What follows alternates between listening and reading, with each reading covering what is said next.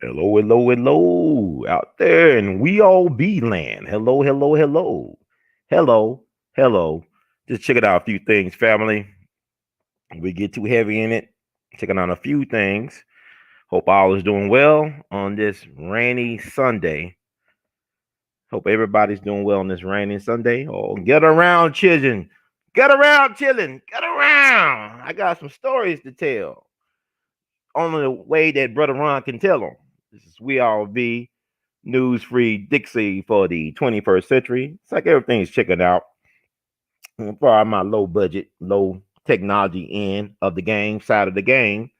But I think it's very important that we honor our ancestors, our righteous ancestors, in the way that we know how, as black folk, the souls of black folk. Du Bois, Dr. W.E.B. Du Bois, or Dubois, whatever y'all want to call him. Y'all got these thing with these names. He said the greatest gift that the Negro gave the world was the sorrow songs. Nobody knows the trouble I sing. Nobody knows my sorrow. I hope everybody's having a good day or a good night, and hopefully even a better tomorrow. Tomorrow. But yeah, I got a lot on my mind. I have just now realizing that I have lost a lot of people that I know or knew, or I ran across, did interviews with, spent time with in 2020. Like 2020 is making 2016 look like child's play. I really do believe that 2020 it was happens when the whole year is in Mercury retrograde. When the whole year is in Mercury retrograde, it's called 2020. Or I think 2020 is actually what 2012 was supposed to be, but the Mayan doomsday calendar was a little bit off about 8 years. You know what I'm saying? So really, 2012 happening in 2020, and I'm really waiting on them to do the alien invasion or the Jesus coming or Jesus calling or Jesus walks. Project Bluebeam. Y'all need to look that up. Take a look. It's all online. I can't deny it's not a crime to think or research for yourself. Not yet, anyway. So, welcome to the We All Be News Free Dixie for the 21st century. Got some stories to tell. We lost Charlie Pride the other day. A lot of people don't know about Charlie Pride. Like black people, we do ourselves a disservice when we don't really understand or understand who we really are and what we contribute. Charlie Pride was a great country music icon, or maybe iconoclast, because country music never really wanted to give Charlie Pride his propers, but he was just too damn talented where they could not deny him. When you got talent like Charlie Pride had, you cannot be denied unless you want to be denied. Eleanor Roosevelt once said, the first lady, Eleanor Roosevelt, she said that you can only be felt to made inferior by your consent, or you can only be oppressed by your consent. Something to that effect, where you only could be made to feel inferior by your permission, by your consent. Nobody can really oppress you without your consent. Charlie Pride was a fascinating dude. He's from Mississippi. Mississippi produced a lot of great, phenomenal people.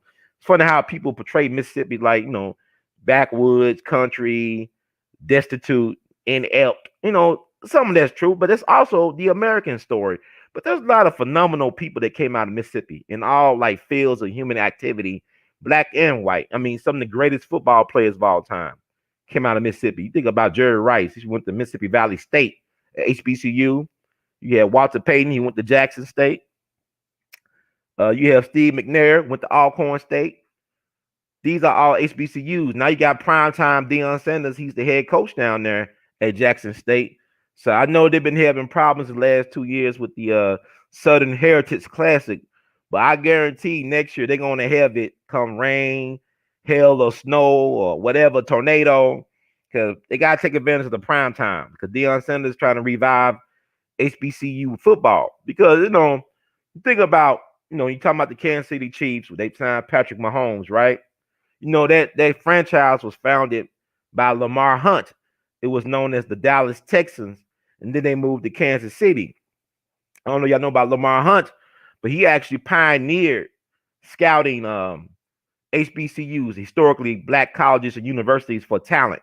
He actually pioneered it when they formed the American Football League, the AFL. I know about Al Davis, right? Mr. Radar, Mr. Radar, by Al Davis, Raider Nation. Come on, y'all. But they pioneered exploring talent in the historical black colleges and university. Think about Grambling State, the late great Eddie Robinson, all them pros that came out that program, including Doug Williams, right? That's his brother name with the cannon arm that won the Super Bowl against John Elway and the Denver Broncos back in the 80s. The 80s. Just like candy. Okay. So, yeah, I'm just warming it up. So much to talk about. But Charlie Pride, a lot of people don't know that Charlie Pride actually was a Negro Leagues baseball player. He actually pitched in the Negro Leagues. As a matter of fact, he played for the Memphis Red Sox back in the day. I had a chance to meet some of his former teammates when I went to the funeral of the late great Joe B. Scott, one of the last Negro League baseball players. Joe B. Scott actually was the first black person to play at Wrigley Field back in the day when he was going to high school at a predominantly white high school in Chicago. He's from Memphis, but he was raised up in Chicago, and he was the godson of Satchel Paige. I had interviewed him a couple times for We All BTV. I went to his funeral back in 2013, and I met some of his, because he played for the Memphis Red Sox too. And I met some of his former teammates there. We took a group photo. I interviewed some of those guys, but they remember Charlie Pride. No, he wasn't necessarily the greatest pitcher, but he was an athlete, and he was a much better singer and performer than he was an athlete, I guess, as far as playing baseball. But we'll do something about country. Country music actually really was started by black people. We started country music, right? It's not really talked about. Even if you look at the Grand Ole Opry, some of the earliest stars were black, like D4 Bailey, people like that. Or even look at the king of country music, of singers and performers, Hank Williams Sr. Hank Williams Sr. from Alabama. His master teacher was a black man named Rufus Payne, known as T-Tot. He was a traveling musician, had roots in Louisiana, New Orleans, but also in Alabama. And he was hired by Hank Williams' mom to teach her son how to play the guitar and how to sing. So we don't know that history. Even before he died, Hank Williams Sr. died sometime either New Year's Eve or New Year's Day back in the early 50s at the age of 29, if I'm not mistaken. But during his lifetime, he acknowledged the debt he owed to T-Tot, the Rufus Payne, to teaching him how to play the blues, how to sing. I love Hank Williams Sr.'s music. It's like it is the blues. He approached music like a black man. He learned how to play by ear and all that stuff. He got that from Rufus Payne. He learned how to do that from Rufus Payne. But what I love about Hank Williams Sr.'s music is his ability to tell stories. Like think about, to me, his ability to tell stories is right up there with somebody like a Mark Twain or even a Notorious B.I.G. You understand what I'm saying? Let's listen to Hank Williams music, man. And yeah, he gave him props. Matter of fact, Rufus Payne actually died during the Great Depression, and he was buried in an unmarked grave out, near Montgomery. I think it's called Lincoln Cemetery. I went there about 2 years ago to pay my respects. And what they did was the Grand Ole Opry, along with Hank Williams Jr., the son of Hank Williams Sr., erected a memorial at the front of the cemetery to pay homage to Rufus Payne and the debt that country music owes to this amazing black man known as T-Tot. Hank Williams Jr. did a song dedicated to T-Tot called T-Tot, Rufus Payne. And you can listen to that, go on YouTube, listen to it. But he acknowledged the debt that his father and that country music in general owes to this black man who's not really been acknowledged by black people, which is really a travesty if you think about it. I think y'all can hear me, right? Dick Gregory is everywhere. Dick Gregory, he's more powerful as a righteous ancestor than he was as a human being, which is hard to believe because he was an amazing human being. But it's not a day that doesn't go by. I don't think about him, that I'm not reminded of his genius, of his generosity. I could look at a random movie or some clip on YouTube and somebody bring up Dick Gregory. I could look at a movie and somebody bring up Dick Gregory. I could be reading a random book and they bring up Dick Gregory. I could be talking to somebody, a stranger, and they'll have a quote or phrase that sounds very Dick Gregorian. I call it very Dick Gregorian. And they don't even know, sometimes I don't even know who Dick Gregory was, So that's the power of the ancestral spirit, energy, and memory. Uh, it's interesting. I thank you, Samuel Jenkins, for receiving what I have to offer. But I don't consider myself an oracle. I'm just like you all. I do research. Take a look. It's all online. And in your mind, your imagination is very powerful combined with knowledge. Like Einstein once said, to paraphrase Einstein, imagination is more powerful than knowledge. The ability to imagine things. Like we think about, for example, John Lennon was saved by Dick Gregory. Dick Gregory saved John Lennon's life. He detoxed John Lennon off of drugs. Him and Yoko Ono. And John Lennon was gifted a prayer book by Dick Gregory, and it inspired John Lennon to write the song "Imagine," one of his biggest songs, right? One of his biggest hits. But even he said, and Yoko Ono said that, hey, it was inspired by Dick Gregory. He gave John a prayer book. And then John Lennon told Dick Gregory about how the industry was using the Beatles to get American kids or youth on drugs. Their music was used to get American youth on drugs, like the song "Lucy in the Sky with Diamonds," LSD. Oh, "Hey Jude" was about heroin. And he told Dick this. And people don't understand that the Beatles was a product of this place over in England called the Tavistock Institute. That's the Tavistock Institute over in England, and they were sitting here to do mind control because the Beatles was introduced to the American public in 1964, the year after the JFK assassination. See, a lot of people in America thought it was a conspiracy to kill the president. Many folks might have thought it was an inside job, but to get the American public mind off of that and the Warren Commission, they introduced the Beatles. And so John Lennon was trying to change his tune at the end of his life, and he was assassinated for it. Mark David Chapman's alleged killer, the lead detective on the case, thought it was strange because he said that Mark David Chapman, if he did do this, committed the perfect crime or the perfect murder. Most murders are unsolved anyway, but the only reason why they caught Mark David Chapman because he waited for the police to come. He actually allegedly killed John Lennon, and then he waited patiently for the police to come to apprehend him, which is unusual. But we also know now that the doorman at the Dakota where John Lennon lived and was killed was actually a Cuban national who had ties to the CIA.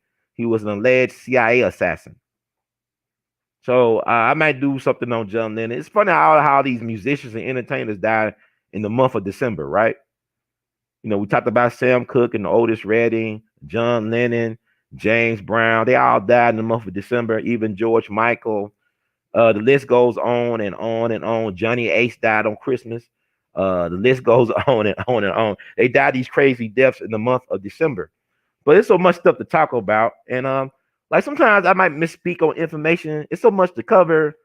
My bad, y'all. Just go research it. I know a lot of people want to prove a black man wrong at every moment and minute, but it is what it is. But research all that. Even with Jimi Hendrix's death, Jimi Hendrix gave a lot of money to the Black Panther Party. He gave a lot of money to the Black Panther Party.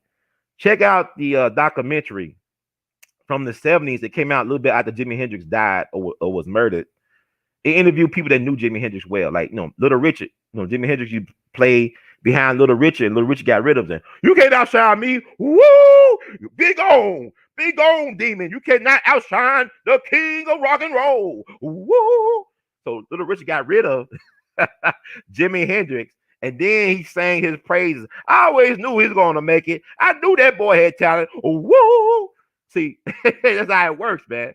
Because Jimi Hendrix played for the Isley Brothers. He played for Sam Cooke. I think even Jackie Wilson. And then he had to go over to England to make it. Like I talked about how the Beatles had to come over here to make it. Jimi Hendrix had to go over to England to make it. Jimi Hendrix was homeless for six weeks in New York. Like the great guitar innovator and musician Les Paul. He heard Jimi Hendrix at a club, I believe, in the Greenwich Village. And he wanted to sign Jimi Hendrix, but he had to take care of something. So he left the club. But when he came back to ask what happened to the guy, I guess the person who ran the club said that guy was crap. We got rid of him. We said, but Les Paul wanted to sign Jimi Hendrix because he knew he was very talented. So Jimmy had to go across the pond to make it. And, the Beatles and Rolling Stones and Eric Clapton, all of them came over here. And what's interesting, like when B.B. King was asked about the Beatles, He said that all they did was re-import the blues because BB King and Willie Dixon and all them guys used to go overseas and teach them guys about the blues, about the so-called sorrow songs. They'll be in Piccadilly Square, and you got these poor white trash people like John Lennon and Paul McCartney and Keith Richards, all them be asking them questions, these blues guys, right? And it's funny how America works because they'll pay top dollar for the imitation, but you got the originals, and we don't even love and respect the originals, but the overseas they love. It's like Otis Redding didn't know how popular he was until he went overseas because y'all know that scene, The Five Heartbeats, where you have black musicians, they do the music, but on the album cover, it'll be white people on the album cover or a white couple. There won't be no black person. So people didn't even know how Otis Redding looked when he went over to London. And they went crazy over Otis Redding because he had amazing talent. They went crazy over Otis Redding because they didn't know what he looked like, but they still went crazy when they found it with bananas.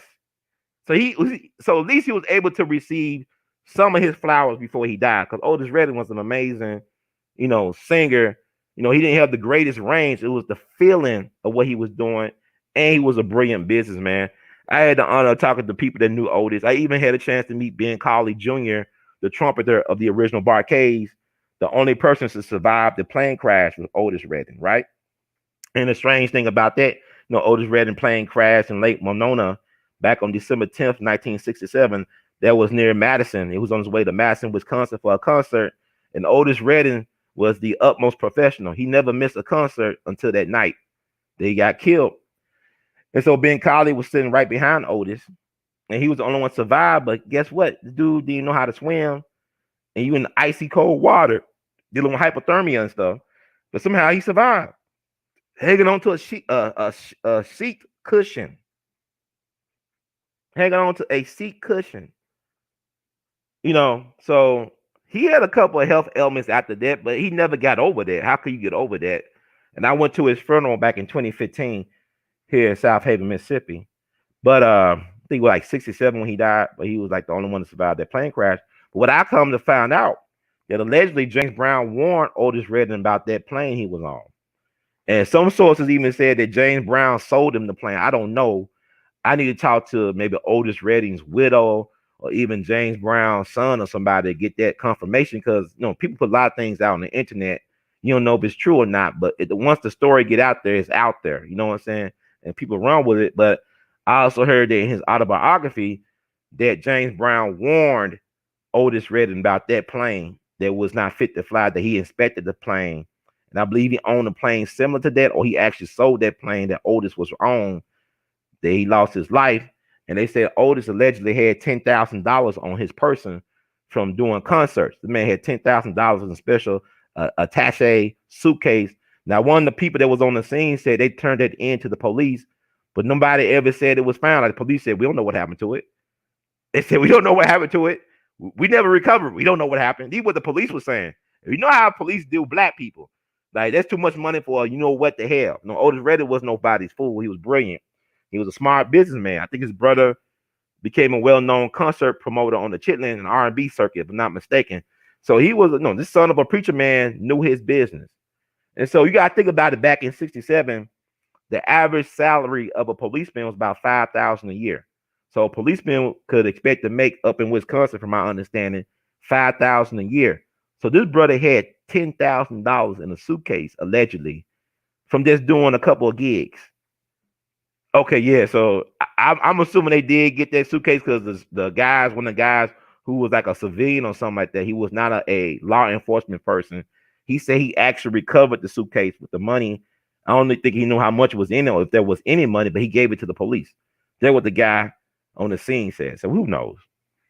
But nobody ever said they actually found that after that story I heard. But that's all, who knows? But my understanding, James Brown's son was saying that Otis Redding and James Brown was going to start a distribution company to distribute black music.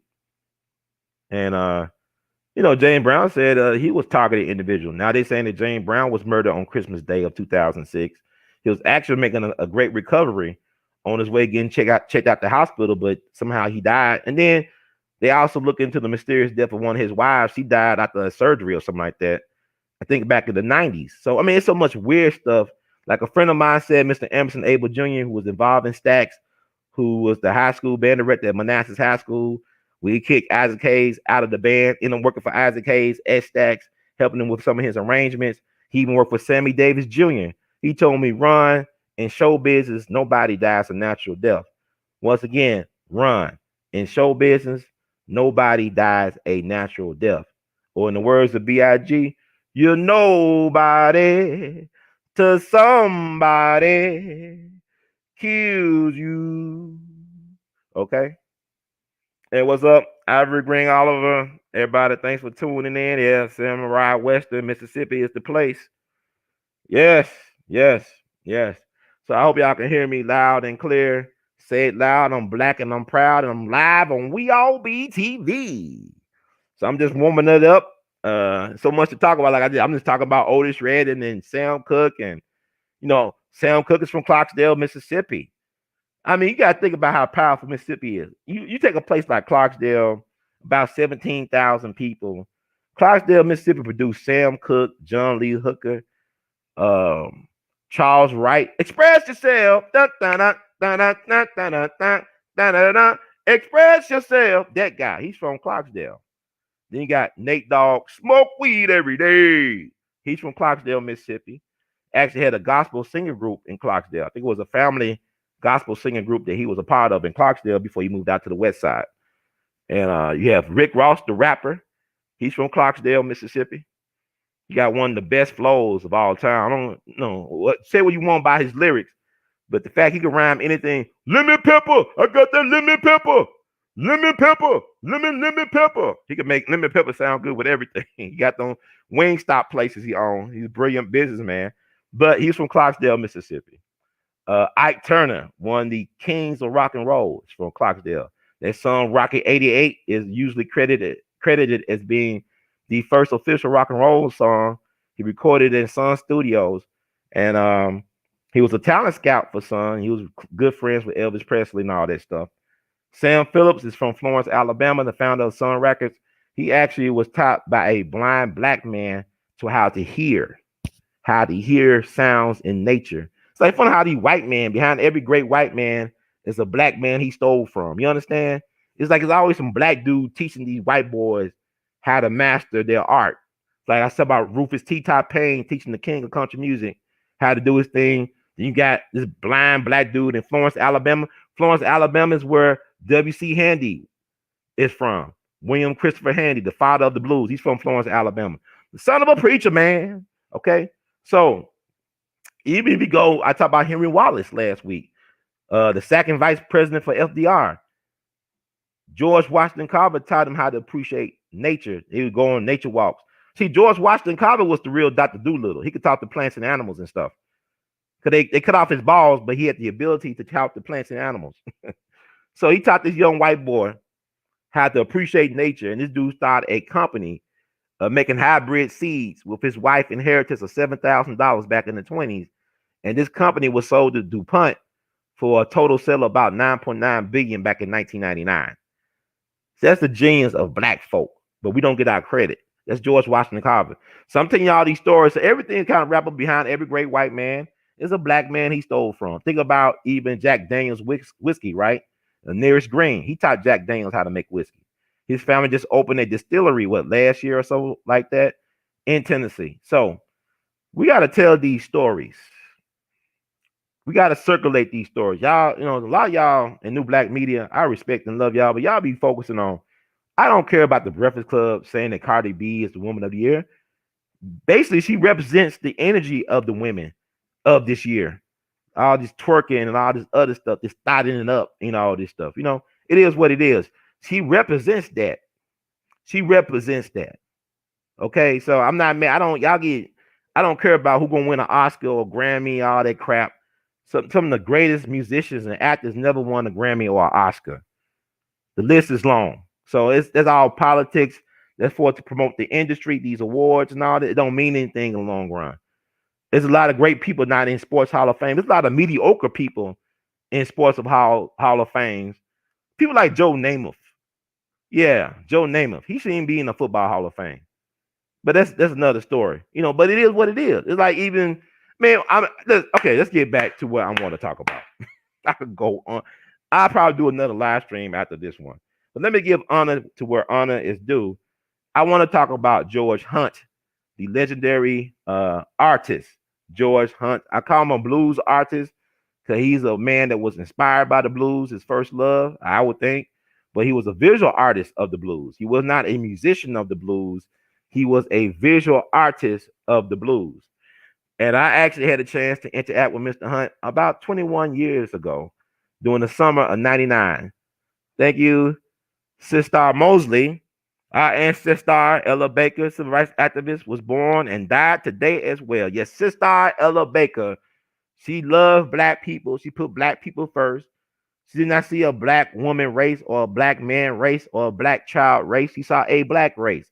This sister was a strategic genius with the logistics. She helped put together the Southern Christian Leadership Conference as well as the Student Nonviolent Coordinating Committee.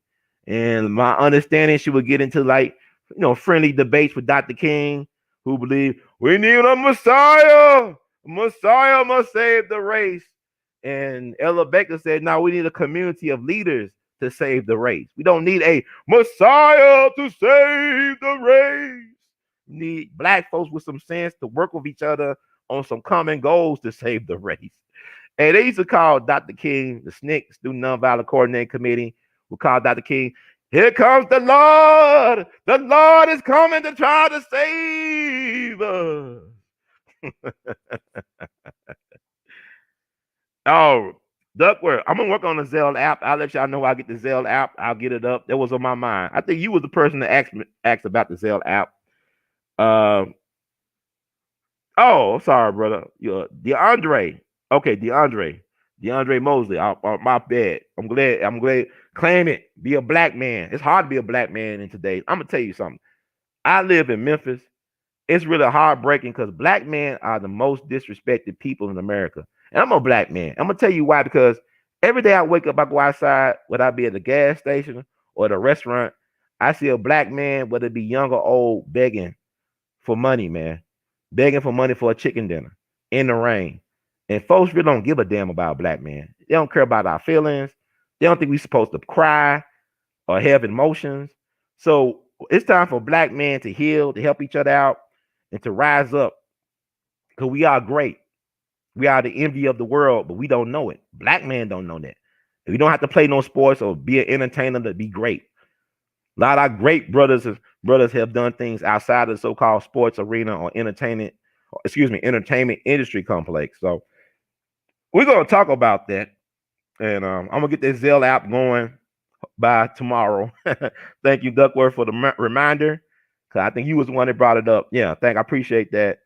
But I'm trying to be segue. Oh, New Orleans. All right. They trying to get rid of black folks in New Orleans. Everywhere that black folks made great and cultural, they don't want us to live there. Like, how you gonna have New Orleans without black people? How you gonna have Memphis without black people?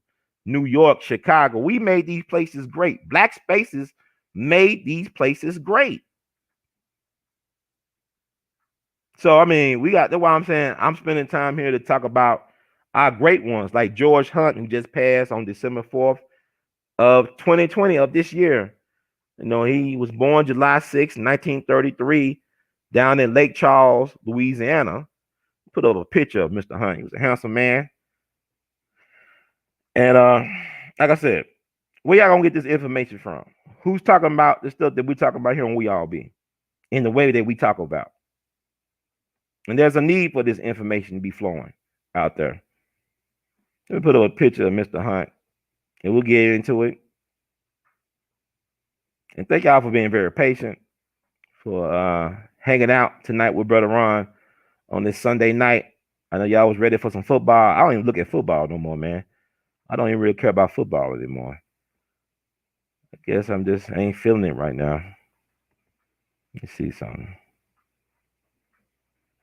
That's Mr. George Hunt.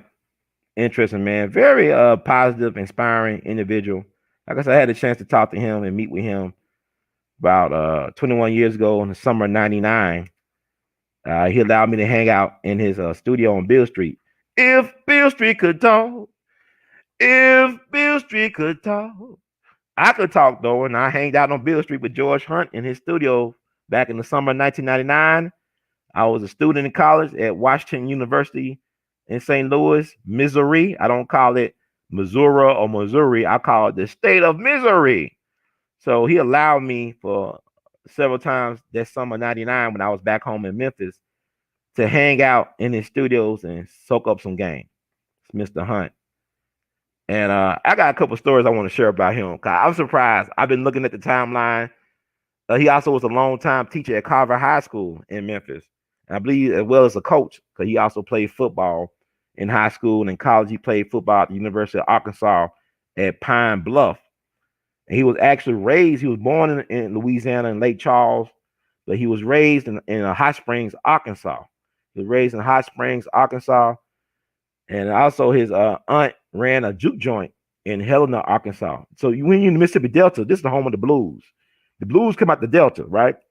So he had an aunt that owned a juke joint in Helena, Arkansas. But he was raised in Hot Springs, Arkansas. Arkansas, known as a natural state, is a gangster state. I'm going to talk about that as well. But I remember he telling me that the person who lived upstairs above the juke joint was none other than Sonny Boy Williamson, the second Sonny Boy Williamson. You got two Sonny Boy Williamsons. We're going to talk about that as well. The first one was from Tennessee. He lived in Chicago. But you got this Sonny Boy Williamson, the second, who was active. He started recording in the 50s and 60s. The other Sonny Boy Williamson, who was known as Sonny Boy Williamson 1, was active as far as recording and performing from 1937 to 48. But this Sonny Boy Williamson was active in recording in the 50s and 60s. So sometimes people get them confused and their discographies will be put together. But in recent times, they divided it. So they got the first one, who was known as Sonny Boy Williamson first, and then you got the Sonny Boy Williamson second. So the Sonny Boy Williamson second lived above his aunt's juke joint. I guess she owned the building or whatever. So I asked him about that because I said George Hunt is a blues artist, but he's a painter who loved to paint the blues. So I asked Mr. Hunt about that connection. And he said, I said, how was it to know the great Sonny Boy Williamson, who was such an inspiration for not only blues artists, but also rock and roll artists? And he told me, he said, well, most of the time he was drunk. So he was a mean motherfucker. Said most of the time he was drunk. When he wasn't drunk, he was all right, but he was drunk most of the time, and most of the time he was a mean drunk. You hear stories about Sonny Boy Williamson II. He was a very imposing figure. He's over 6 feet tall, had large hands and big feet. And he came out the Delta. He came out of Tutwiler or Glendora, Mississippi, in Tallahatchie County. He down there out there, wicked Tallahatchie County, man. That's deep in the Delta. Some hard times for black folks. Grew up on a plantation. That he was like his mother's 21st child. So he was the 21st child of his mom, from my understanding. So we talking about all these abortions going on in the black community. Fannie Lou Hamer, the great Fannie Lou Hamer, was the 20th child of her parents. Then you got Sonny Boy Williamson II, who was known as Rice Miller or Alec Miller or Alec Ford. So he's so mysterious. He's an enigma. He got all these different names, even known as Little Boy Blue or Little Boy Blues at one point. He was the 21st child of his mom. So he had a hard life, but at the end, he got his recognition, so to speak. So yeah, but he said most of the time he was drunk, so he was a mean motherfucker. That's what George Hunt told me. But I want to talk about another story he told me. I'm surprised nobody talked about this story. I cannot find anybody verifying that he told them this story that he told me 21 years ago. So this is a We All Be exclusive. I'm about to tell y'all. He just died December 4th. That same day they killed Fred Hampton Sr. up in Chicago back in '69. That's the day that Pimp C died in 2007. That's also the day that Jay-Z was born on in 1969. But yeah, George Hunt made his exit December 4th, 2020. Like I said, I have lost a lot of people this year I have not realized that I interviewed and broke bread with and were sort of like Jegnas to me. But I want to get into this story. And Feel free to support the movement, y'all. Cash App your support, Google Pay, PayPal. You can share this with your people, with your networks. But I want to tell about this story. I got a story to tell like Biggie. And yeah, I want to thank y'all for hanging out with Brother Ron. I know I've been having some interesting shows, a lot of good feedback from the people. So I plan on doing more shows with a lot of interesting things to say. And gonna get on with the begin. Or begin to begin, whatever. Let me find the screen I want to share as I tell this story. Man, enjoy this life, man. Don't live in fear. Enjoy life. That's George Hunt with one of his great artworks. Now, he was the official artist for the Beale Street Blues Festival for about 28 years. So this would have been year 29, but they canceled the festival because of the COVID-19 stuff. But he was an amazing artist, but he was the official visual artist for the Blues Festival poster, the Beale Street Blues Festival poster for the last 28 years. But this 29th year, they cancel the festival. So I guess they're gonna use the poster or the art that was supposed to be for this festival for next year's festival. I think I could do the blues festival poster from now on. I got some interesting art. I'm gonna tend to focus on more of my art in 2021. Got a lot of art, man, that have not been seen by the people. I'm very prolific as an artist. Not necessarily very appreciated as an artist, but Mr. Hunt told me that he taught for 30 years in the Memphis city school system, that every night he would go home to paint until the morning. Like after that long school day, he would go home to his studio and paint for hours. He told me, when you have passion, always feed your passion. Like, don't give up on your dreams, no matter how long it takes. Keep on working at it. You know what I'm saying? And it worked out for him because he was able to support himself off of his art. But he gave back so much as a teacher in terms of creating opportunities for Black students to get jobs, as creating murals downtown and just other type of art programs. He really was about the village, man, and he would definitely be missed. He helped a lot of artists find their way.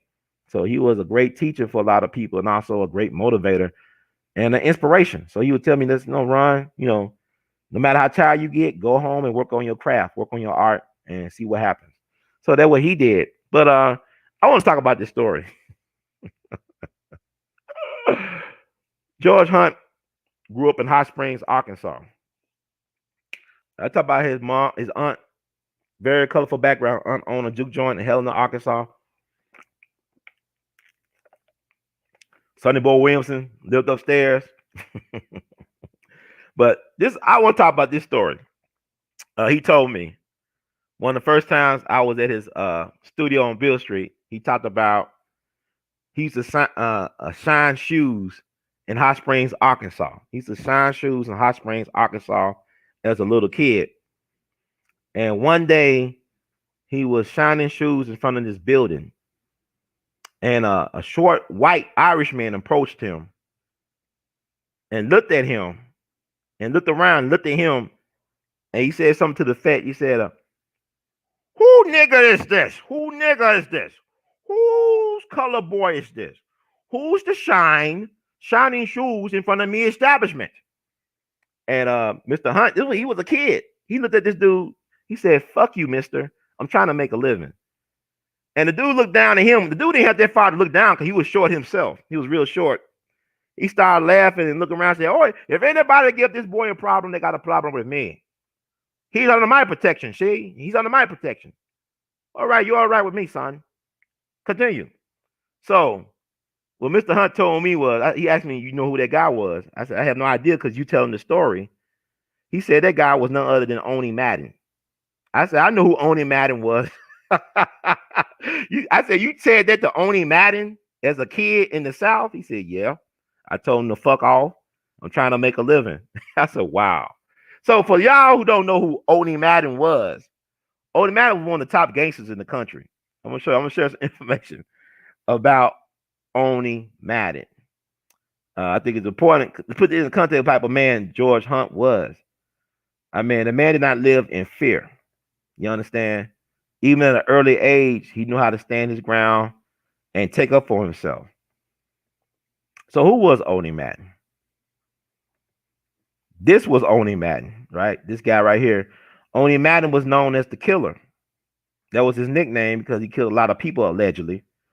Uh, but allegedly, we got to say allegedly because they never proved they killed a lot of people, except for that one time he went to Sing Sing, right? He went to Sing Sing for killing somebody. He had like I guess it gave him 10 to 20 years for manslaughter. He served about either 7 or 9 years in Sing Sing, a very tough prison in New York, and he ended up graduating to racketeering, prohibition, bootlegging, and all that stuff. And what's interesting about Mr. Madden, you see, give a different picture of him.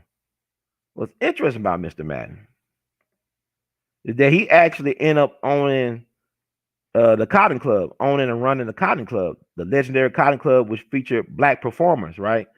The Cotton Club was actually owned by Jack Johnson at one point. It was called the Club Deluxe.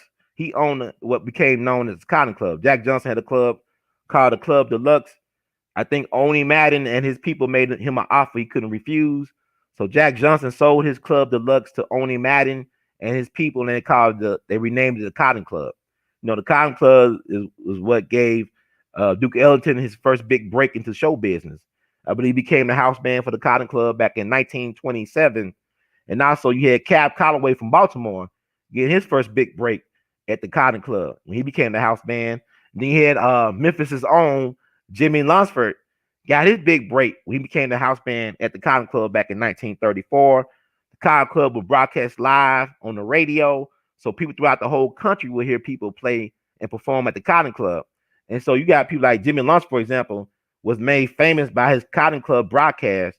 And Jimmy Lunsford band became the number one band for black people in the country, the number one swing band in the country for black people. They were known as the Harlem Express, and they put on a great a floor show. You know, his band was the number one attraction in the Apollo Theater for a whole decade.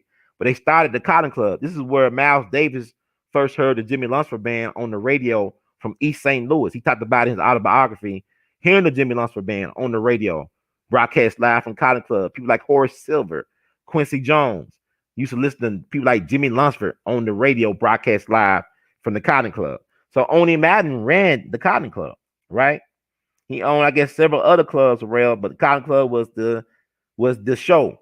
But they didn't support black customers. It was only for white customers, unless you was a celebrity. If you was like a high profile celebrity like Bill Bojangles Robinson, you could actually sit with the white folks as customers. But you had to be a special black.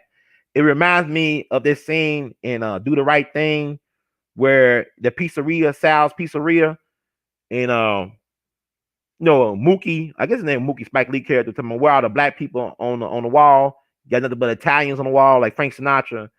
He said, well, whatever. Black people, I mean, you make all this money off of black people, but you got none of our people, our heroes and sheroes on the wall. And he was trying to make a justification. Well, they ain't gonna just put any black person on the wall. And he made a justification. I think it was a Stanley Totoro character talking about, was it Stanley Totoro's character or his brother, the guy who played his brother? He said, well, Eddie Murphy or Magic Johnson, they not really black. They different black. Like they not, that nigga black. They are different black. They are special black. It's like, remember when Chris Rock did that joke, one of his stand-ups from years ago. He talked about how he lived in a neighborhood next to Mary J. Blige and all these other people, but in the white neighbor is just a dentist. He ain't no well-known celebrity. He ain't no, entertainer. He's just a dentist. Yeah, he is considered just as equal to Mary J. Blige as anybody else. You know what I'm saying? Like that type of stuff where black folks have to do extraordinary things to be accepted by white society. Where white folks could be white, just be normal and average, but you gotta be above average just to hang around the average white people. So this is why I'm trying to get at. But the Cotton Club featured not only Duke Ellington and Cab Calloway and Jimmy Lunsford, but also Ethel Waters, Lena Horne performed at the Cotton Club, all that stuff. Louis Armstrong, Satchmo, all the best of the best, right? But Oni Madden retired to Hot Springs back in 1935, but he controlled. Let me get a picture. Man, it's so much stuff. I'm trying to learn all these little interesting things. Is it the picture? Yeah, okay. So Oni Madden ran everything. I mean, he ran politics in New York City. See, I get this picture, get the screen down a little bit. You can see this guy. Yeah, he ran. He was an Irishman. He was born in Leeds, England, back in 1891. Came over to America when he was young. Became a natural citizen back in 1943 when he lived in Arkansas. But only Madden controlled a lot of things: the politics, boxing. You know, he was fixing fights and stuff. He had one boxer from Italy named I think Primo Canero. I think his name is Primo Canero. Yeah, Primo Canero, the Abilene or the Amblin app was a large person. You know, at one time he was the largest heavyweight in history. Now that's been surpassed. But he used to manage that guy. So it was fixing fights for Primo Canero. You know, Primo Canero won about 103 fights and 89 by knockout. Let me show a picture of Primo Canero. I'm like, what the hell do I do with artists, Ron? I'm trying to get to a point. I'm trying to give the backstory of all this stuff. I think all this stuff is fascinating to me. Like I spend a lot of time just researching this stuff. I know everybody don't like care for all this extra stuff, but that's Primo Canero. He became a wrestler, a professional wrestler later on. Even had a movie done about his life back in the 1950s, I believe. And he starred in a movie or two. But that's the guy they would fix fights for because he had a glass jaw. He was real big, but he had a glass jaw where you mean you can hit him in the jaw, he'll fall right out, like Nate Robinson did about a week or so ago. He'd be like Nate Robinson on the floor. So they had to fix these fights. So he was involved in fixing fights and also fixing the political scene. Tammany Hall, that's the Democratic Party's political machine in New York back in the 20s and 30s. So only Madden was doing all this. He wasn't even an American citizen. He was an illegal alien. He even went to prison for manslaughter and got out. So allegedly he killed about 6 people, if not more. But he used to run with people like Dutch Schultz and Jack Legs Diamond and Arnold Rothstein and Lucky Luciano, all them guys. So he was a heavy hitter, but he was ran out of New York. They said he could never come back to New York. So they ran him out of New York, and he retired to Hot Springs, Arkansas. He retired to Hot Springs, Arkansas. So let me put this up, his picture back up. Hot Springs. And it's interesting. See this picture. So he tied to Hot Springs, Arkansas. And he ran politics of Arkansas from Hot Springs. See, Hot Springs was a gangster's paradise. You understand? Like when he retired there back in 1935, it was a gangster's paradise. People like Al Capone, Bugsy Siegel, Meyer Lansky, all the top gangsters in the country would come to Hot Springs to recuperate. You know, it was a neutral town like Switzerland. That means no gang violence. You know, if you got a beef in Chicago, it stays in Chicago. You got a beef in Philadelphia, in Kansas City, or New York, it stays back home, kind of like Vegas was back in the day. Don't bring all this stuff to a neutral spot. So, you know, people like relax and stuff. Matter of fact, they caught Lucky Luciano in Arkansas on Hot Springs on the run from the law of New York. You know, he was facing the white slavery charges, the pimping charges. It's a black woman, Eunice Carter, who created the blueprint to catch Lucky Luciano, like a fly in a fly trap. But they caught Lucky Luciano on the run from New York. You know, they caught him down in Hot Springs. But, you know, Oni Madden lived there for 30 years, died there in 1965, but became a naturalized citizen there back in 43. His wife was the postmaster general, I believe, down in Hot Springs. And he made a great life. He became a philanthropist and all that stuff. Supported the boys club down there. And also, Bill Clinton is from Hot Springs as well. You know, Bill Clinton's mom was one of his head nurses. Like she used to take care of Oni Madden. So she was one of his nurses at one point. And also Bill Clinton, if you talk to Bill Clinton, he probably has some stories about Oni Madden. Think about, you know, Bill Clinton is a product of organized crime, just like his wife is. His wife mentor up in Chicago was Sal Alinsky.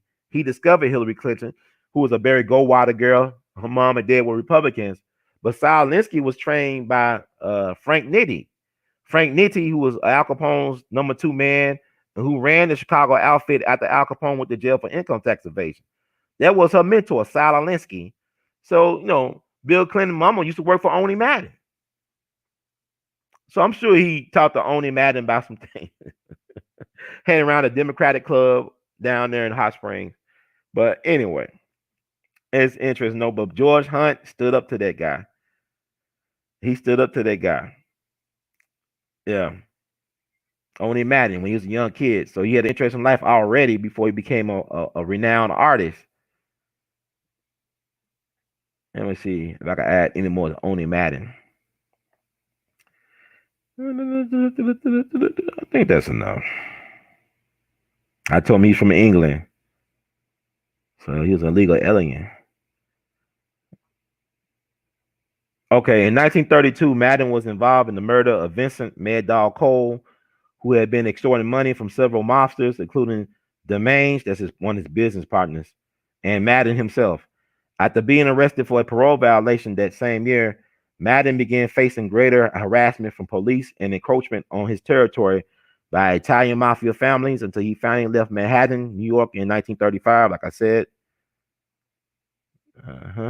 Leaving behind racketeering, Madden settled in Hot Springs, Arkansas, which had become known as a haven for various criminals with a corrupt city government and police force. He also became involved in local criminal activities, especially illegal gambling. The Southern Club, the Southern Club became a popular night spot for mobsters. Charles Luciano was apprehended there in 1936. Madden became a naturalized U.S. citizen in 43 and eventually married the daughter of the city postmaster. Like I said, he lived in Hot Springs until his death in 65. So, yeah, and also the Vincent Mad Dog Cole story is kind of told in that Francis Ford Coppola movie called The Cotton Club that came out in the 80s, where you had Nicolas Cage actually play the character of Vincent Mad Dog Cole, who got machine gunned to death in a phone booth at a drugstore. So he's involved in a drive-by that went bad and killed a little kid. So he was called the baby killer. I think he got off, or but the karma caught up with his ass. So yeah, Cotton Club is an interesting movie. Y'all might want to check out. It might be on YouTube or Amazon Prime or Netflix or something. But I think I'm through with that. Now let's talk about Hot Springs, George Hunt connection to Bill Clinton. Yeah, that Bill Clinton. I'm from Hope, the boy from Hope, but I grew up in Hot Springs. My grandfather used to run a grocery store. He had some of the best cookies. Some of the best cookies ever made known to man was Jackson cookies. Jackson's lemon cookies are the best cookies known to man. Yes, I said it's true. That's a speech he did from a eulogy I attended 5 years ago. One of my Jagners, the late great Honorable Judge De'Armond Bailey, passed 5 years ago, back in July, and Bill Clinton did his eulogy. And it was interesting when he said that, where he said black folks lost their mind. They're like, oh Lord, the president loves Jackson's cookies. Oh Lord, he loved the lemon cookies. Oh Lord, we are in heaven. I'm surprised he didn't play his saxophone that day. But anyway, speaking of the president and George Hunt, connection, George Hunt actually did the official stamp for the Little Rock Nine. Are y'all familiar with the Little Rock Nine? They're about the 9 black kids who integrated Central High School in Little Rock back in 1957.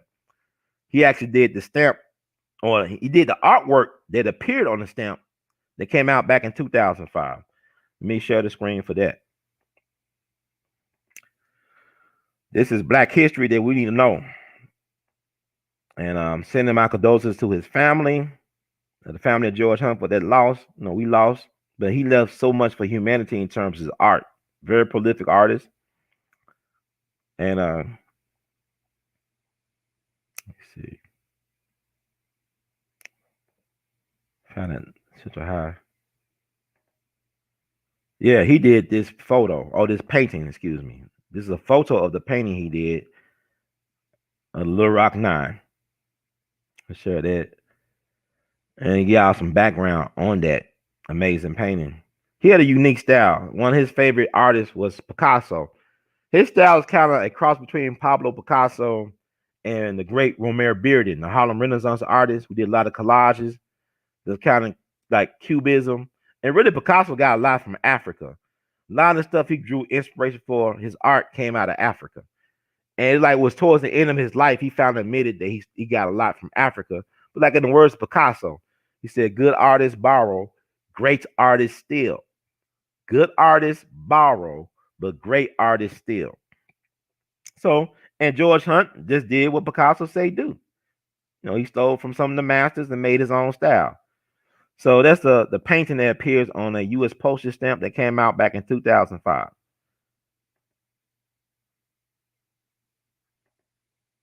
And got the backstory on that. You got the backstory. And y'all listening to We All Be News Free Dixie for the 21st century.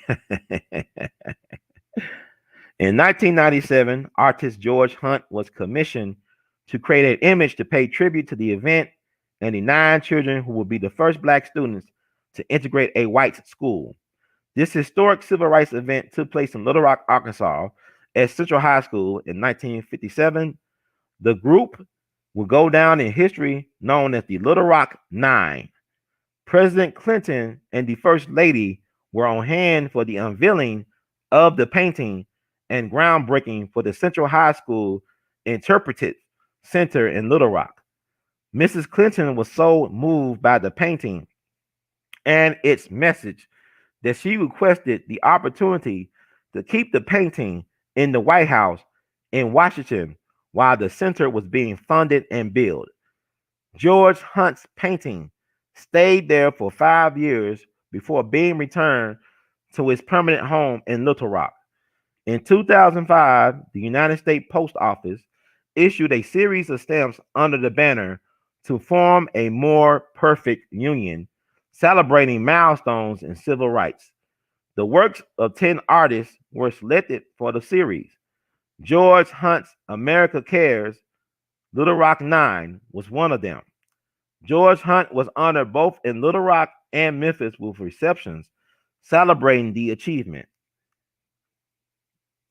George Hunt has long been recognized as one of the top artists in the South and has also gained a national reputation through touring exhibits and shows from Seattle to New York and Chicago to New Orleans.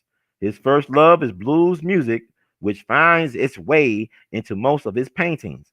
But George Hunt also creates incredible images about civil rights, African beauty, and the rich history of African Americans in the South. George Hunt paints with color and feeling.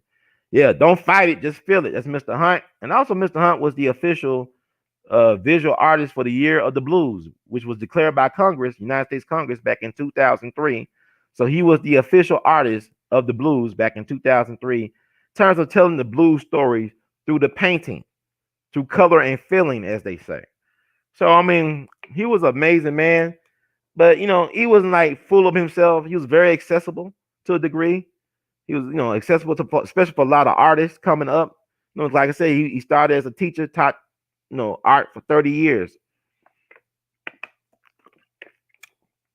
And what's interesting about Mr. Hunt, in the Clinton connection, he told me when I was hanging out with him in his Bill Street studio back in '99, he told me that him and Bill Clinton found out they had the same gym teacher because they both from Hot Springs. So they even bonded them even more by finding out that they had the same gym teacher at one point. I know not together because George Hunt is older than Bill Clinton. Bill Clinton is old. Too old to know how the game is played and not sold, or something like Tupac said. How do you want it? Whatever he said. But he's older now than 96. But yeah, they had the same gym teacher back in the day.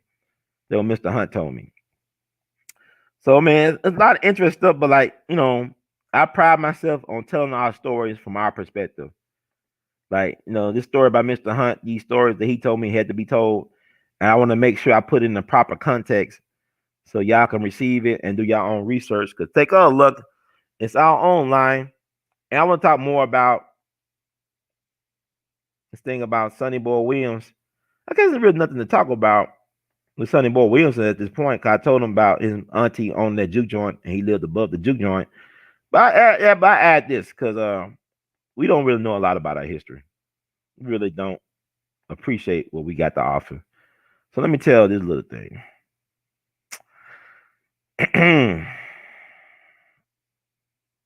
Man, so much information, man. Like I said, I'm trying to learn this StreamYard stuff on the fly.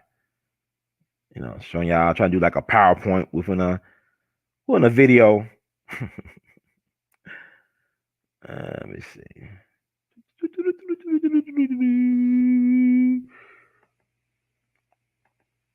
Yeah, that boy, he like a killer, don't it? That boy look vicious. That's Sonny Boy Williamson the second, aka Alex or Alec Miller, aka Alec Ford, Rice Miller. Man has so many names, but he could play the hell out of a harmonica. I tell you that. So he earned his title. But Sonny Boy Williamson was interesting because he started on the longest broadcast radio program in the history of this country. He helped to create what is known as King Biscuit, the King Biscuit Time. That's a radio program that's broadcast out of Arkansas that first came on the air back in 1941. It was him and this guy named Robert Lockwood, Jr., also known as Robert Jr. because Robert Johnson, yes, that Robert Johnson, taught Robert Lockwood Jr. how to play the guitar. And Robert Johnson was messing around with Robert Lockwood's mama. And Robert Johnson was just 4 years older than Robert Lockwood. So this dude was like really his big brother messing around with his mama for 10 years. But, in exchange, he taught him how to play the guitar and play them blues. So I guess it was a fair exchange. So that's interesting. Now, this is Sonny Boy Williamson the second. No, the second Sonny Boy Williamson.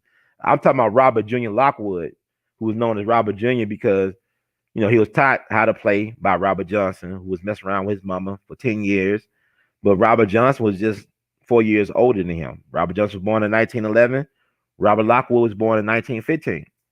But they started this thing called King Biscuit Time. King Biscuit was a flour company that wanted to use black music to promote its brand. So the radio show became very, very popular in the Delta. And I think sometimes you could hear it in Chicago. Or you could at that, back then, he had a strong signal that could carry even to Chicago, I think. But he started that radio program back in 41.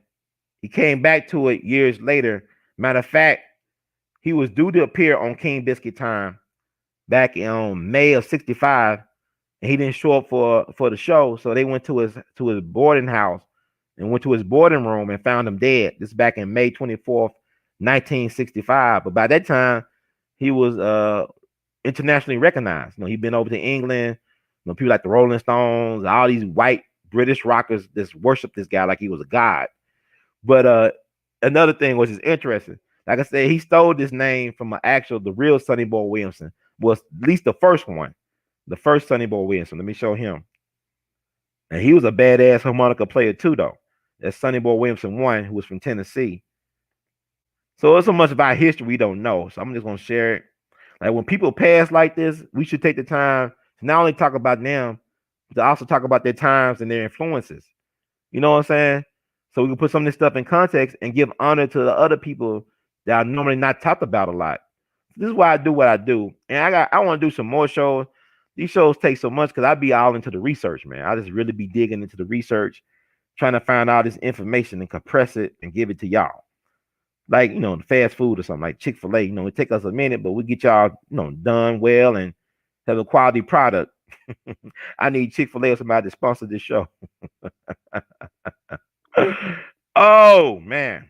Late at night. Let me see. Find this picture. But life is good for the most part. There's a lot of ups and downs, man. This year is crazy. Just love on yourself some more. Be kind to yourself. Forgive yourself more. Be patient. And things have a way of working out.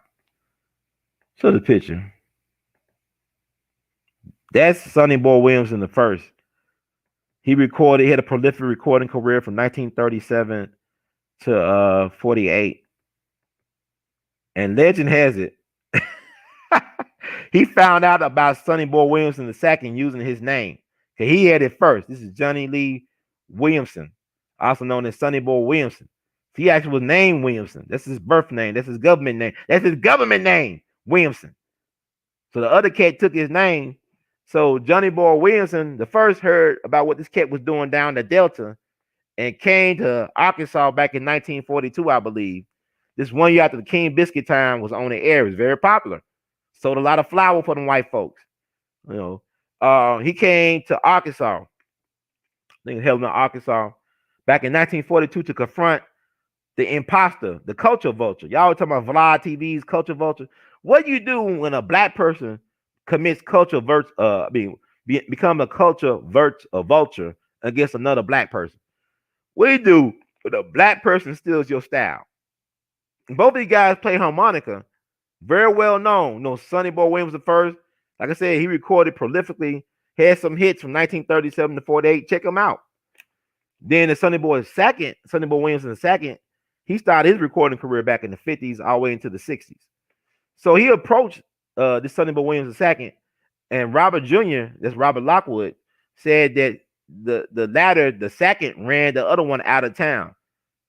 Man ran for his life. So I said the first Sonny Boy Williamson was not that big or imposing, but the second one was like, it's kind of like Howlin' Wolf. It was a big dude. Had big hands and big feet. Was a big dude and he was mean. You know, George Hunt talking about how he was a mean drunk. It's an asshole. That's what George Hunt told me about Sonny Boy Williamson second. So ran him out of town.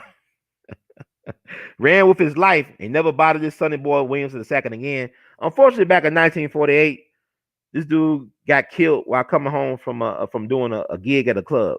He was killed doing a robbery. I think he was stabbed to death. Sonny Boy Williamson II. He's buried in Tennessee. So it is crazy, but that's how it goes. But it's a tough life. But both of you guys made amazing contributions, and like I said, now they separate their discographies, and so I think that's it. But before I go, Mr. Hunt, this story, I'm surprised somebody even talked about this. I heard about this years ago, and I'm gonna tie it all up and just leave it at that. I think I did a decent job. I know. Hopefully y'all enjoyed it. Hope y'all enjoyed it. It's a lot to take in, but check out George Hunt art and also check out his website. Let me put up his website. I think it's important to promote our great ones as much as we can. And hit this like button. If you like the words from Brother Herb, please spread the word. Also hit the like button. I try to do right by the people and give y'all this information. You can find out this stuff easily. Take a look. It's all online. All this stuff is readily available online. And so it shouldn't be that hard to find. Because it wasn't hard for me to find it. It was not hard for me to find it. And I'll try to do some more shows. I got a lot of things I want to do this week for you all. Hope I get through it, man, because this has been a tough time. Had a tough go at it so far. But a lot of people having it tough right now. But yeah, y'all want to check out, you want to see some more of his art, learn more about him. You can buy some of his art, support his estate, his family, the family of George Hunt by buying his art. I'm going to show you that screen.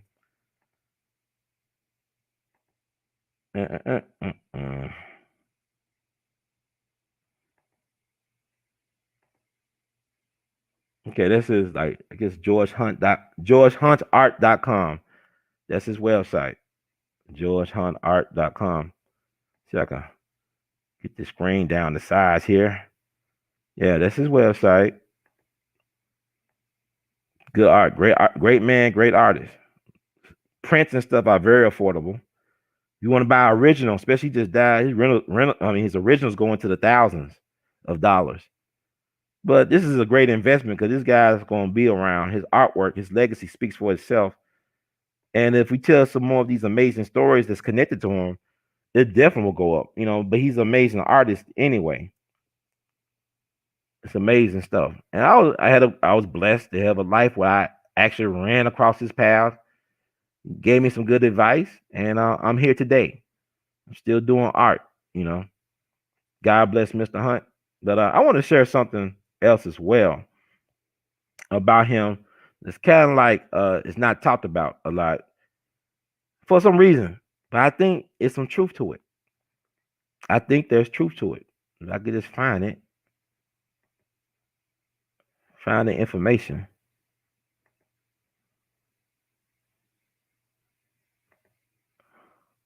Then I'll close out this segment and probably do another segment.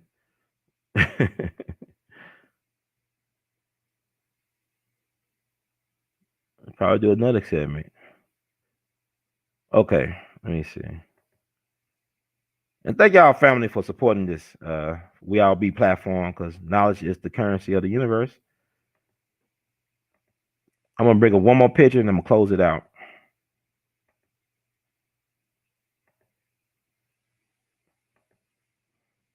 This picture right here. This is a fascinating picture. This is a scene of a black man at the Memphis International Airport doing a Black Power fist salute to the plane carrying the body of Dr. Martin Luther King Jr. back to Atlanta. From my understanding, that plane was called by Robert Kennedy, who was running for president that year, who would be assassinated just 2 months later in Los Angeles. Bobby Kennedy will be assassinated just 2 months after King in Los Angeles.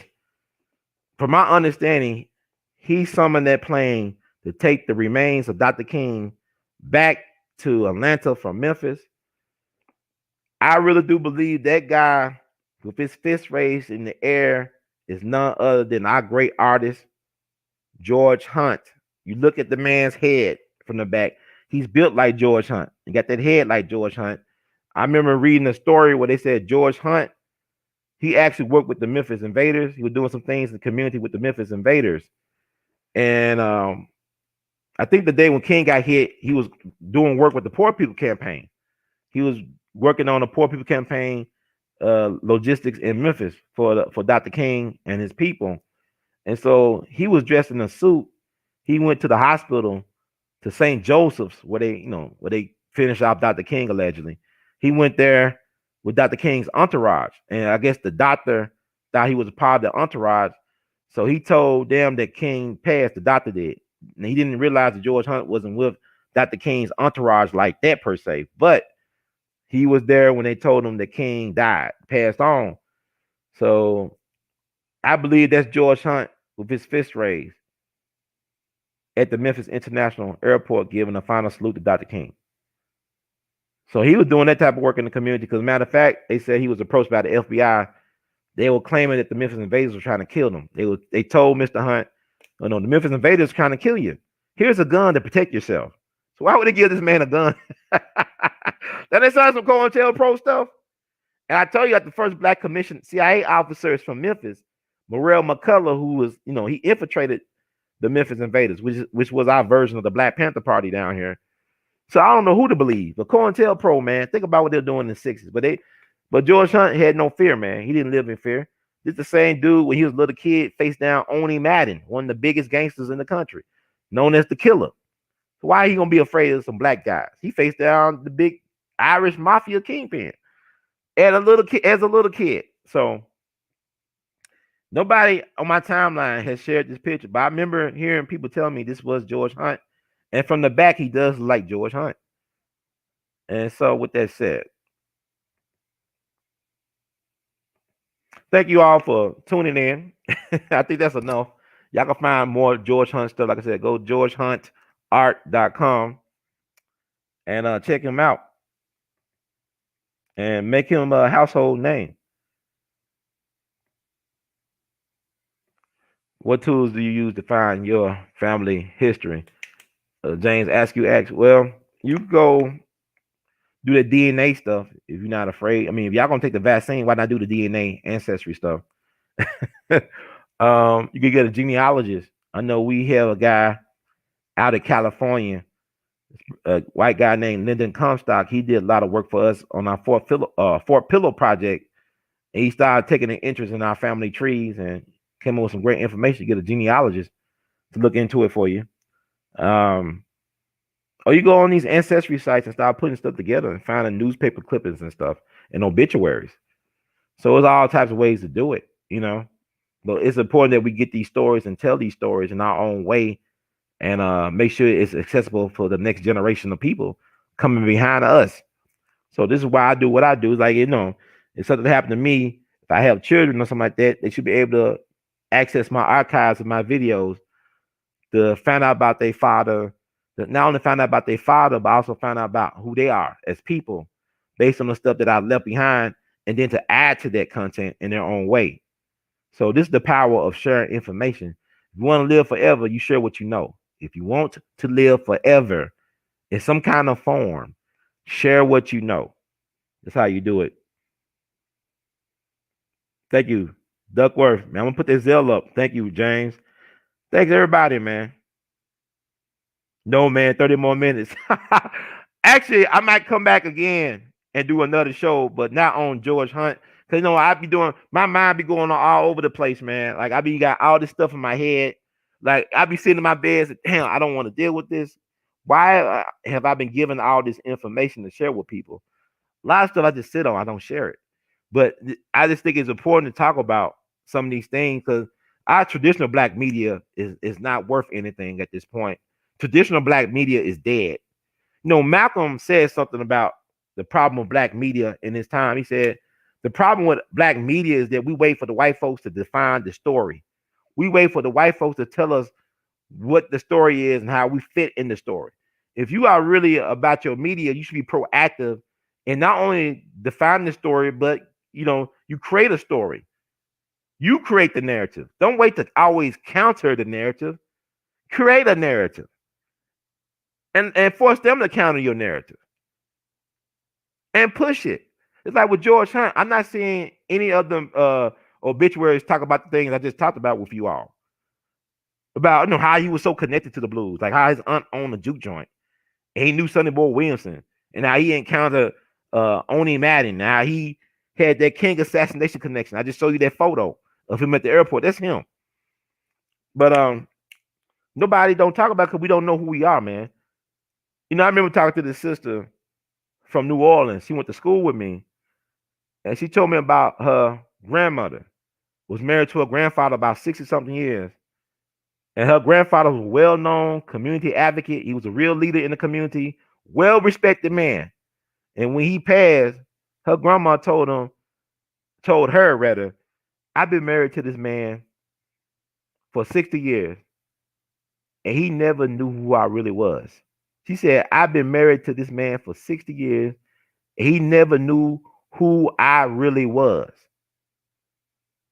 Y'all been black all y'all life, so-called black all your life, and y'all don't know who y'all really are. And I'm just showing you who we really are. I try to take time on this platform just to give y'all a little tidbit of who we really are, to show that to us. And then I want y'all to embrace that and do what y'all want to do with it. And say, well, Brother Ron, I know what you said, but this is how I see it. And that's fine. Because we got to develop critical thinking among our people. We got to stop treating our politics like comfort food or like going to church. We got to take ourselves more seriously. And part of politicking is knowledge of self, is articulating and understanding who you are, where you come from, and where you stand right now, and how you project that into the future. So thank y'all for listening. May George Hunt, whatever he is, find some type of peace. I know he lost his son, Callan Hunt, back 2 years ago. And his son, Callan Hunt, used to be a radio DJ in Memphis, very popular radio DJ. And he died at the age of 54. So I know how they're saying a parent should never outlive their children. And that people are saying he really took ill after that and never fully recovered after the loss of his son. So maybe he died not only because of 2020, but of a heartbreak. But 2020 has been rough because a lot of times, like a lot of our quadruple OGs normally can't survive. But we lose a lot of tough people in 2020. Hell, we lost Kobe and then we lose Debo. We lose Kobe and Debo in 1 year. Then we lose some icons like Charles Evers at 97, CT Vivian, even John Lewis. If the year wasn't what it was, these cats probably would still be alive. That's how bad of a year 2020 is. It's like 2016 on steroids. So I want to thank you all for being patient with me as I rant and rave and long-winded tangents and for checking all this stuff up. But take a look. It's all online. Go to georgehuntart.com and reclaim that narrative. Thank you all. If you like the words from Brother Herb, please subscribe. We All BTV. If you support the movement, you could cash app your support. PayPal it, Google Pay, Vimo, and Ville is coming. Ville is coming. It's coming, y'all. Patreon.com/we all be. You can buy Artivist Art, R2C2H2.com. You can wear Artivist Art. Go down to the Teespring shelf below the description box on YouTube and check us out, man. And I'll be adding more stuff as time marches on. But thank you all for listening. Words of Great Duke Ellington. We love you madly. Y'all keep on producing and pushing. Power to the people. I'm gonna give y'all probably another hour. We'll see.